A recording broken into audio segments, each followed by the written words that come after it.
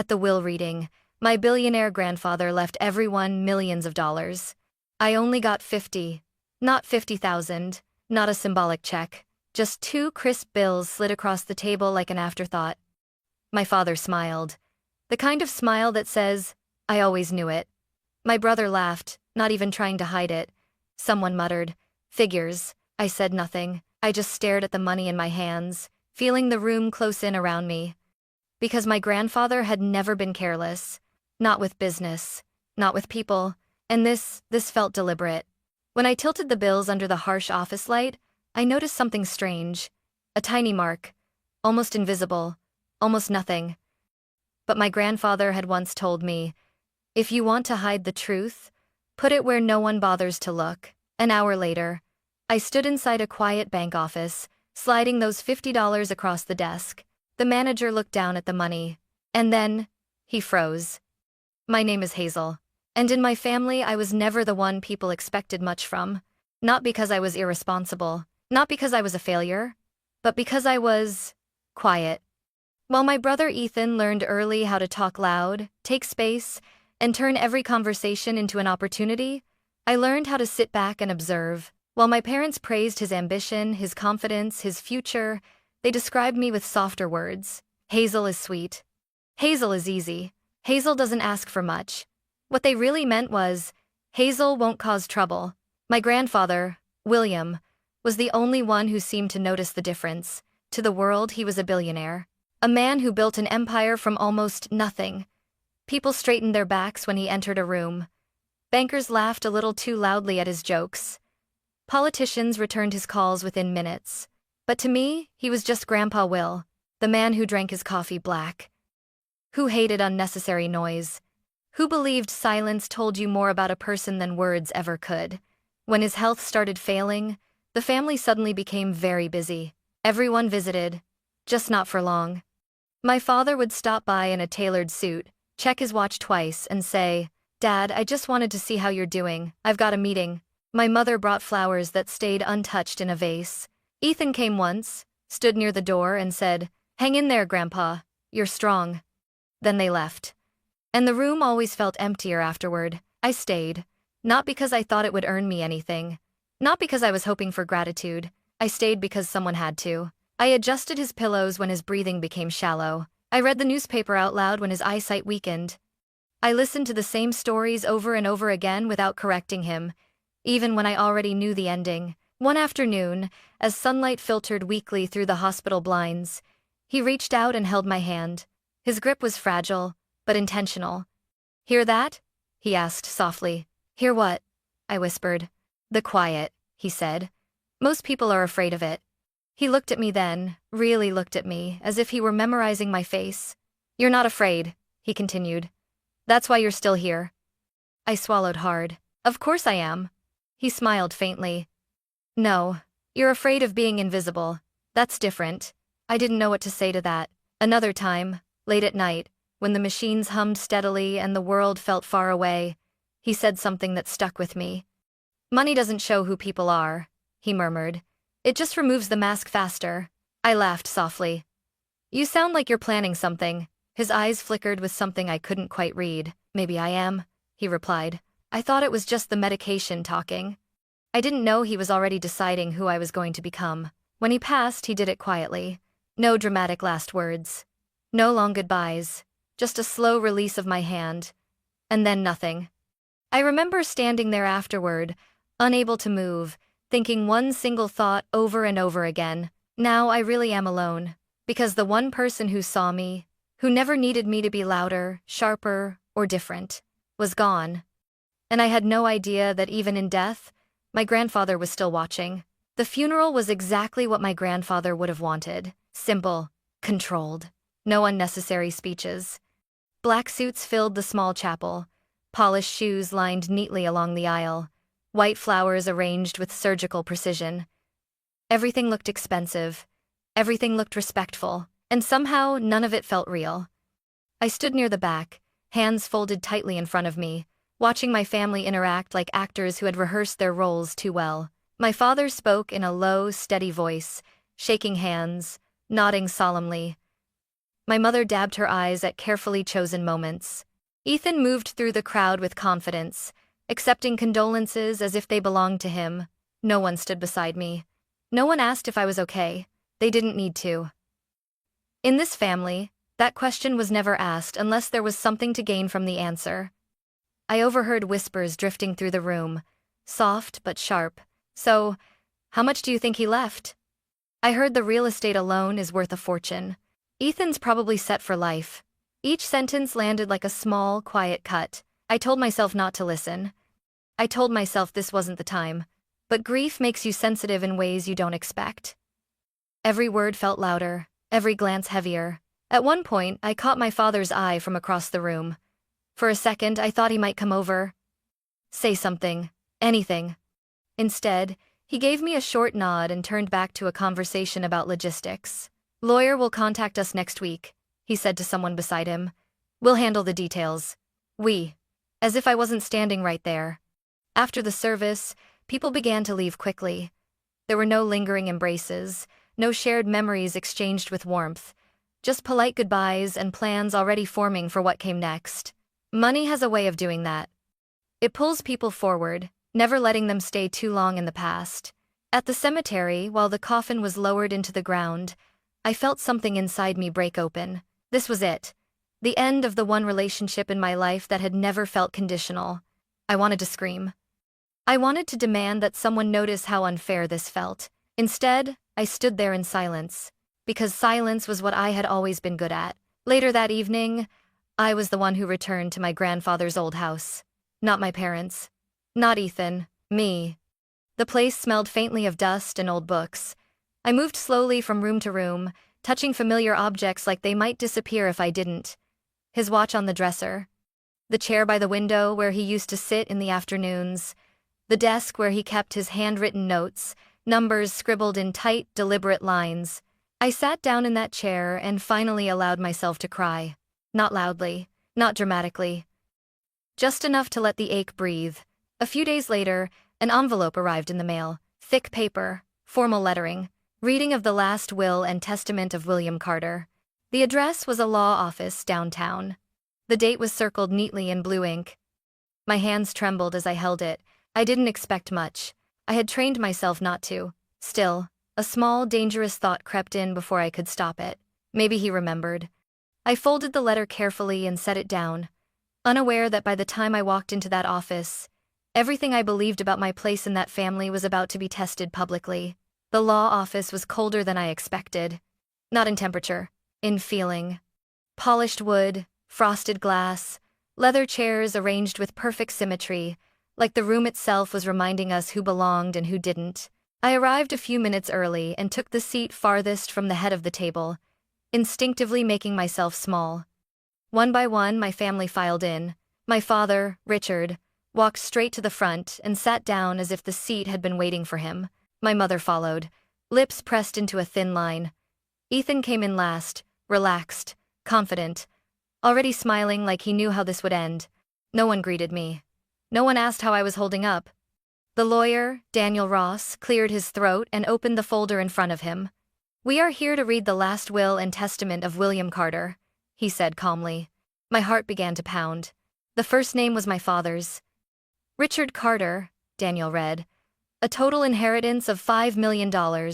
My father leaned back in his chair, satisfaction flickering across his face before he masked it with a solemn nod. My mother received $3 million. She let out a breath she'd been holding and reached for my father's hand. Then Ethan. $2 million. He didn't even try to hide his grin. He glanced in my direction, raised his eyebrows and mouthed, "Told you." I stared down at my hands. "Don't expect anything," I reminded myself. "You knew this." Daniel paused, turning the page. "And Hazel Carter." The room went quiet. "For Hazel Carter, the sum of $50. For a moment I thought I'd misheard. 50. Not 50,000. Not a token gesture paired with some sentimental object. Just 50. A laugh broke the silence. Ethan's. "Wow," he said, shaking his head. "That's poetic." Someone else chuckled. I didn't look up to see who. My father smiled, not cruelly, Not openly, but with the quiet satisfaction of someone whose long-held belief had just been confirmed. "This proves something," he said lightly. Dad knew who was practical and who wasn't. My mother avoided my eyes entirely.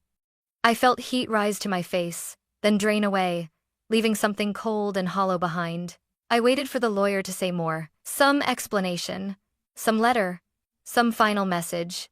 But Daniel simply slid 2 bills across the table toward me. "Please sign here," he said, his tone neutral, professional. I picked up the money.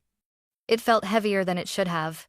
The room buzzed softly around me, whispers, shifting chairs, the quiet relief of people who had gotten exactly what they came for. No one spoke to me. No one asked if I was okay. I didn't cry. I didn't argue. I didn't defend myself. I just stared at the bills in my hands, because my grandfather had never been careless, and when I tilted the money slightly under the overhead light, I saw it, a tiny mark, so faint it could have been a mistake. Except I knew better. I folded the bills carefully, slipped them into my purse, and stood up. "I think we're done here," I said quietly. No one stopped me. As I walked out of the office, I heard Ethan laugh again behind me. But for the first time, something inside me wasn't breaking. It was waking up. I didn't go home right away. I sat in my car in the parking garage beneath the law office, engine off, hands still wrapped tightly around my purse. My reflection stared back at me from the windshield, pale, tense, but strangely focused. $50. I pulled the bills out again, smoothing them carefully on my lap. Most people would have shoved them into a wallet and forgotten about them, or torn them up in anger, or laughed it off pretending it didn't hurt. But my grandfather had taught me to look closer.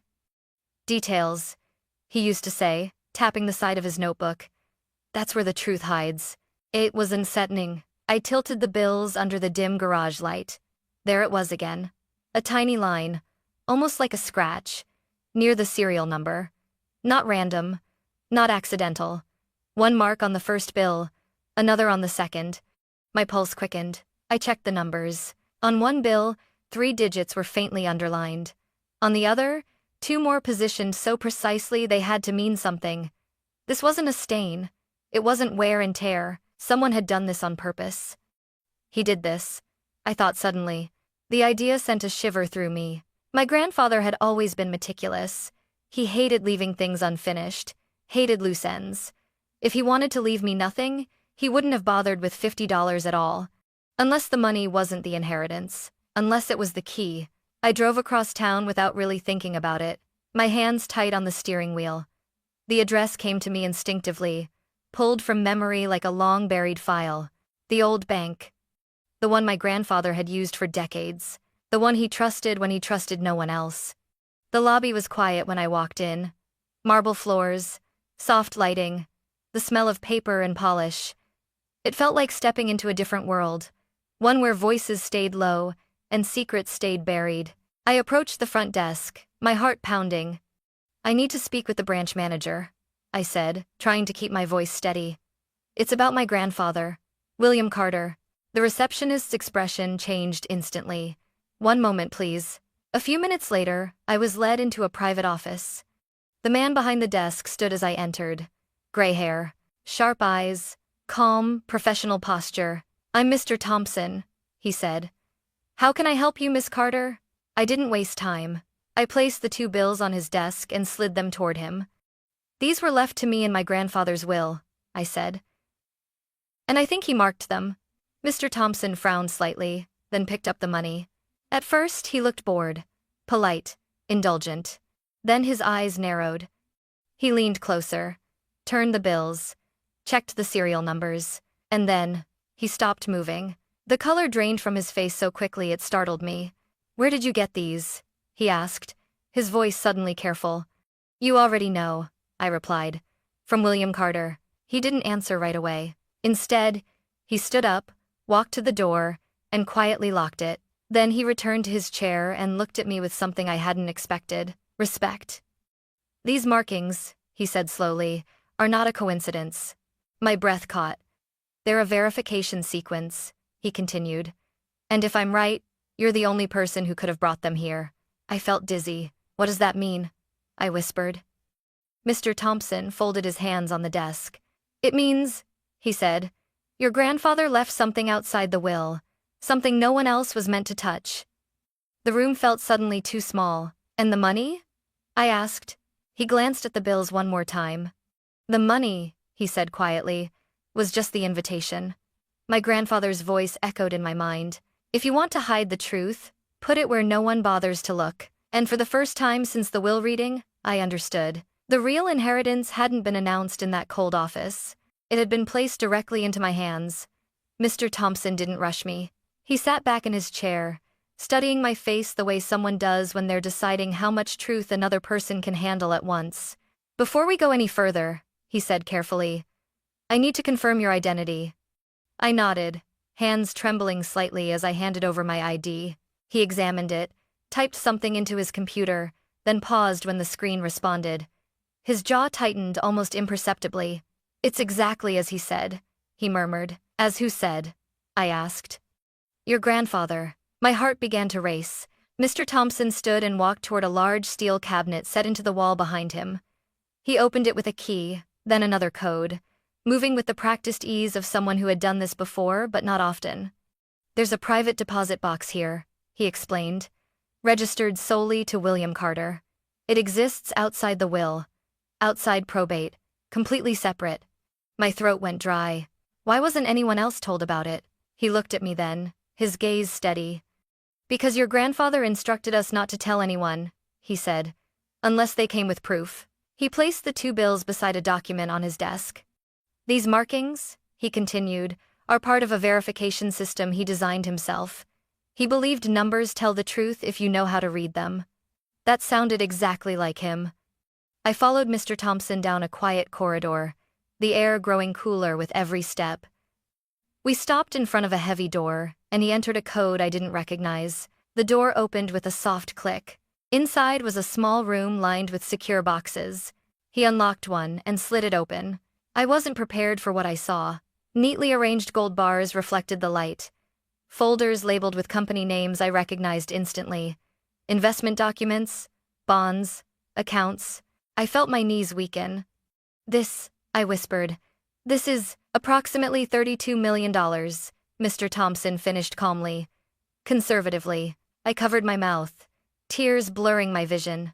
But it wasn't the money that made my chest ache. It was the envelope resting on top of everything else, plain, cream-colored, my name written in my grandfather's familiar handwriting, Hazel. My hands shook as I picked it up. He left that specifically for you, Mr. Thompson said softly. We were instructed not to open it, ever. I nodded, barely able to breathe. We returned to the office, and once I was seated, I finally opened the envelope. The paper inside was folded carefully, as if he'd taken his time, as if he knew I would. My dear Hazel, if you're reading this, it means you saw what others didn't. That already tells me I was right. Tears slid down my cheeks before I could stop them. I gave you $50, not because that's what you deserved, but because I needed you to see the truth with your own eyes. Money doesn't change people. It only removes the excuses. I could hear his voice in my head, calm and certain. I wanted you to watch who smiled, who laughed, who stayed silent when you were diminished. Those reactions matter more than any speech at a funeral. My chest tightened painfully. You were the only one who stayed when there was nothing to gain. You didn't ask. You didn't push. You didn't perform. That is why I trust you. I pressed the letter to my chest, my shoulders shaking. He had seen everything. The money in that box is not a reward. It is a responsibility. Protect yourself with it. Build a life that doesn't require you to beg for respect. And when they come, and they will remember this. Love that depends on money was never love to begin with. I wiped my eyes and read the final line. Don't make yourself small again. Grandpa. The silence that followed felt sacred. Mr. Thompson cleared his throat gently. Your grandfather also left legal instructions, he said. If you choose to proceed, we can establish a trust immediately. Anonymous, protected. No one can touch it without your consent. I took a deep breath. Outside that office, my family was probably celebrating, counting, planning. They thought the story had already ended. But as I folded the letter carefully and placed it back into the envelope, I realized something. This wasn't the end. It was the moment everything truly began. And the next time my family looked at me, they wouldn't be seeing the quiet one anymore. They didn't give me much time. 3 days. That's all it took for the truth to leak. I was still processing everything, still replaying my grandfather's letter in my head, when my phone started ringing nonstop. Calls I ignored. Messages I didn't open. Missed voicemails stacking up like warning signs. I knew who it was. I just didn't expect them to show up in person. It was early evening when the knock came. Not polite, not hesitant, sharp and impatient, like the door owed them something. I looked through the peephole. My father, my mother, and Ethan, all standing there with practiced expressions, concern mixed with expectation. I took a slow breath and opened the door. "Hazel," my mother said immediately, stepping forward. "We need to talk." They walked in without waiting for an invitation. My father glanced around my apartment, eyes scanning the furniture, the shelves, the quiet space like he was searching for proof. "You kept this place very modest," he said. "Interesting." I said nothing. Ethan leaned against the counter, arms crossed, smirking. "Guess Grandpa didn't think you needed upgrades, huh?" I finally spoke. "Why are you here?" My father didn't hesitate. "We know about the account," he said flatly. "The one you didn't mention." The air tightened. "I don't know what you're talking about," I replied calmly. He scoffed. "Don't insult us. Someone at the bank talked. We know it's over 30 million. My mother reached for my arm. I stepped back. "Honey," she said softly, "this doesn't have to be ugly. We're family." Ethan laughed. "Yeah. Family. That thing you forgot about the second you got rich." Something snapped, not loudly, but cleanly. "You laughed at me," I said. "At the will reading. Do you remember that?" Silence. I continued, my voice steady but sharp. "When I was handed $50, did any of you stand up for me? Did anyone say it was unfair?" My father frowned. "That's not the point." "It is," I said. "It's exactly the point." Ethan rolled his eyes. "Fine. So what? Grandpa had his reasons. He always favored you anyway." My mother's eyes filled with tears. "Hazel, please. You know your brother has plans, investments. This money could help all of us." "There it is," I said quietly. My father's tone hardened. "We're not asking. We're telling you to do the right thing. Split it. Keep the peace." I felt my hands shake, but I didn't let it show. "The right thing," I repeated. "According to who?" "According to blood," he snapped. I reached into my bag and pulled out a folder. "According to the law," I said, placing it on the table. They froze. "What's that?" Ethan asked. "My grandfather's legal instructions," I replied. "The ones you didn't know about." I opened the folder and slid the documents toward them. "This account is held in trust," I continued. "Separate from the will. Fully legal. Fully protected." My father's face darkened. "You planned this." "No," I said. "He did." My mother whispered.